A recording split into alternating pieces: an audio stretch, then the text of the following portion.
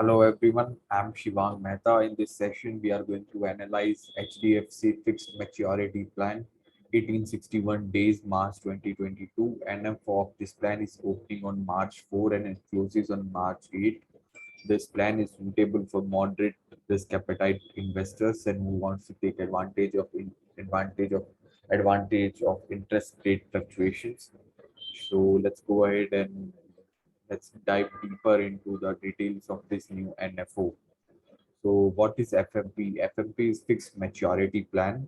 So a fixed maturity plan is closed-ended debt fund which comes up with a fixed lock-in period and limited investment window. So individuals can only invest in such securities during new fund offers or NFOs made by any asset management companies through subscription requests. So portfolio management managers primarily choose instruments issued by renowned companies to build a corpus which generates highest fixed maturity plan returns. So this reduces the risk factor associated with tools, further making it one of the safest stock market tools available. So HDFC fixed maturity 861 days plan is fund is by HDFC Mutual Fund.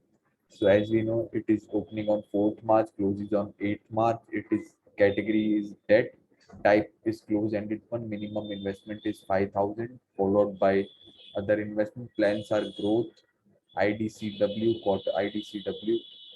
So IDCW is a new name for dividend plan. So tenure is 1861 days, which comes out to be around 5 years. Riskometer is moderate and benchmark is Nifty medium to long-term duration debt.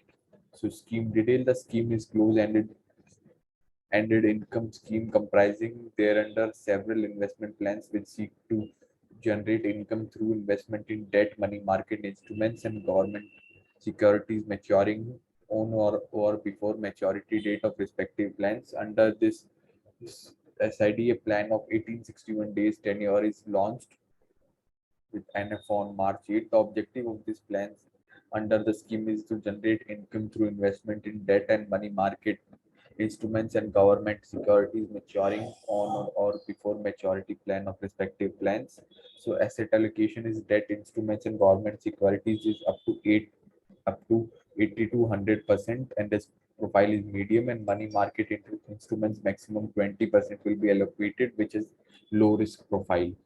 So risk mitigation strategies by fund manager are risk profile of securitized debt versus risk appetite of scheme. So the debt instruments this debt instrument risk will be matched with the risk appetite of investors while investing. So this will be managed by fund managers. Policy relating to originators based on nature of originator track record and NPAs losses in earlier securitized debt. So a comprehensive investigation will be done by fund manager while investing in any debt instrument of any corporate or non-banking financial companies. Track record, the investment in securitized debt is done based on origination and underwriting process and capabilities of originator. So a very structured and recorded recorded process will be there by giving debt by the fund managers.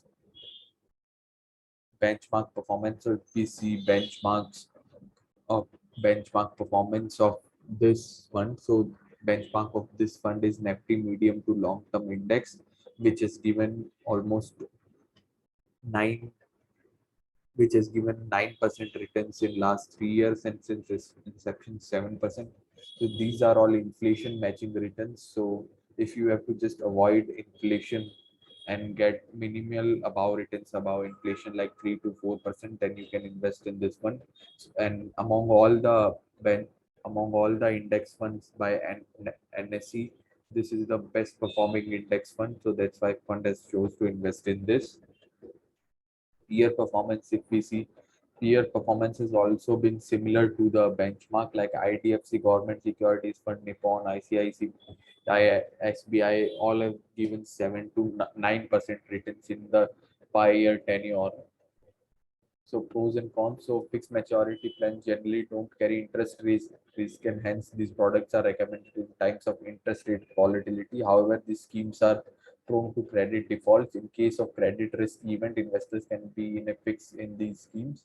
Hence, financial planners believe that target maturity plans are better alternative for FMPs.